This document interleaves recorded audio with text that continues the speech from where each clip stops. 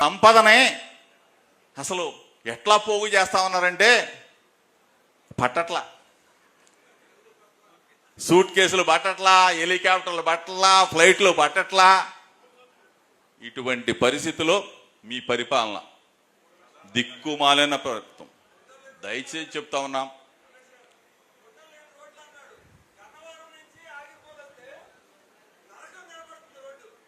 ఇవన్నీ మామూలేనన్నా.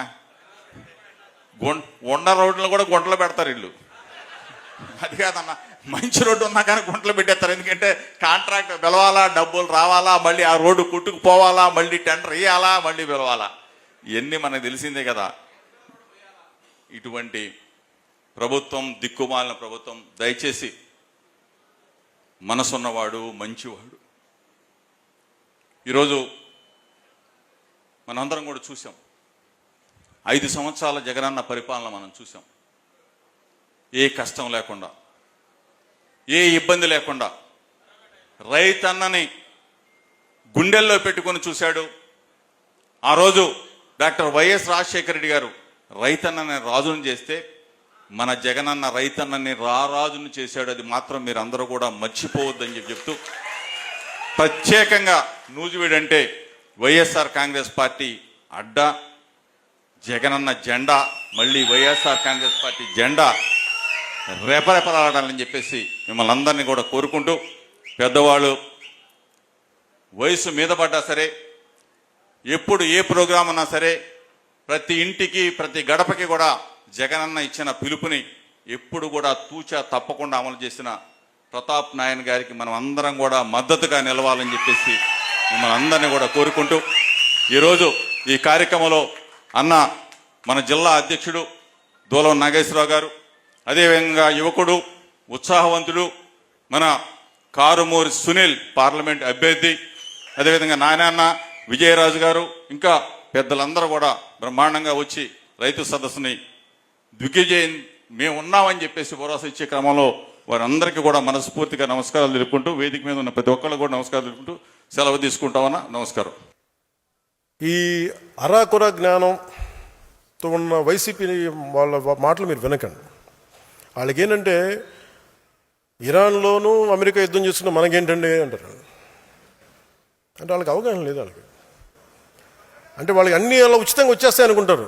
పెట్రోల్ ధరలు పెరిగి, పెట్రోల్ ధరలు పెరగక ఏమవుతాయి? పెట్రోల్ దొరకదు, గ్యాస్ దొరకదు. ఎక్కడి నుంచి మనం సంపాదిస్తున్నావా? లేదంటే వీళ్ళ ఇళ్ళలో ఉండే ఇళ్ళ నుంచి వస్తున్నాయి గ్యాస్ బావులు. సో ఇవన్నీ ఏం అర్థం కాకుండా కూర్చోబెట్టి మోదీ గారిని తిట్టడం, మోడీ గారిని మీద మాట్లాడటం ఒక ఇది అయిపోయింది.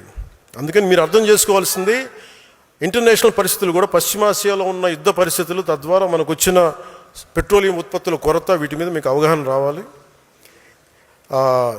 అభివృద్ధికి కావచ్చు, దేనికైనా కావచ్చు, క్రూడ్ ఆయిల్ చాలా కీలకం.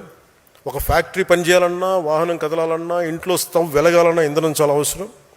ఈ ఇరాన్, ఇరాక్, అమెరికా, ఇజ్రాయెల్ మధ్య నెలకొన్న యుద్ధ వాతావరణం, హర్మూజ్ జలసంధి వంటి కీలక మార్గాలు కేవలం 2 నెలలు మూసివేస్తే ప్రపంచం ఎలాంటి సంక్షోభాన్ని మనం చూస్తూ ఉన్నాం.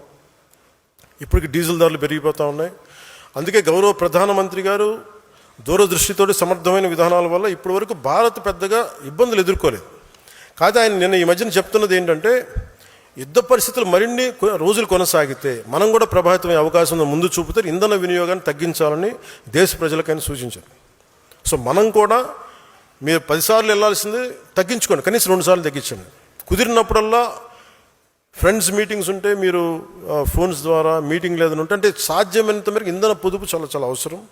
అలాగే జనసేన పార్టీ తరఫున రాష్ట్ర ప్రజలందరికీ కూడా విజ్ఞప్తి చేస్తూ ఉన్నాను, దేశ ప్రయోజనాలను దృష్టిలో పెట్టుకొని కొంతకాలం పాటు పెట్రోల్ వినియోగాన్ని తగ్గించాలి. అనవసర ప్రయాణాలని వీలైనంత వరకు నివారించడానికి ప్రయత్నం చేయాలి. అలాగే విదేశ మారక ద్రవ్య నిల్వలను పరిరక్షించుకోవాల్సిన అవసరం కూడా ఉన్నదా. కొద్ది రోజుల పాటు బంగారం కొనుగోళ్ళను కొంత వాయిదా వేసుకుంటే దేశ ఆర్థిక వ్యవస్థ మీద భారం తగ్గించే ప్రయత్నంలో మనం కూడా భాగస్వాములు అవ్వాలని మనస్ఫూర్తిగా